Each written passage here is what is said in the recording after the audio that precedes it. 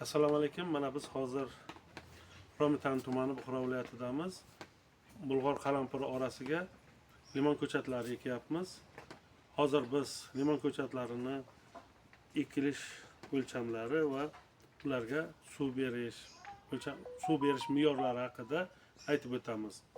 Ekilish o'lchamlariga biz hozir buni 2,20 ga eni bu tomonidan 1,5 metr, bu tomonidan 3,60 tashladik. Yerimiz shunga arziydi.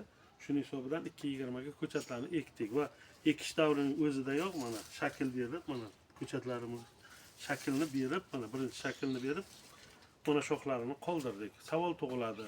Nimaga ko'chat qirqiladi?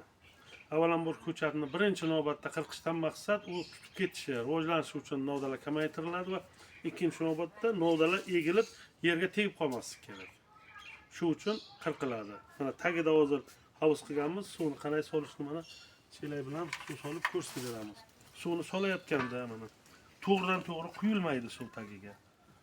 Mana sekin quyilib, mana birinchi suv mana kamroq me'yorda quyiladi, bo'ldi. Mana shu suv quyiladi. Bu suv 1-2 soat o'tgancha yaxshi shimilgandan keyin, atrofidagi tuproqlar qotgandan keyin qo'shimcha suv solinadi.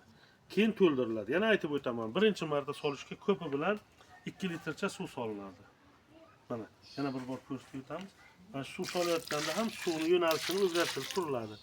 Keyin bu qotadi. Qotgandan keyin o'shanga sharoitiga qarab turib, taxminan 3-4 soatdan keyin misol yoki 5-6 soatdan keyin qaytib solinadi. Shunda atrofi yiqilib, hovuzchamiz ko'milib qolmaydi. Chunki masalan o'sha yillar davomida kelayotgan tajribalardan o'rganib shu xulosaga keldik.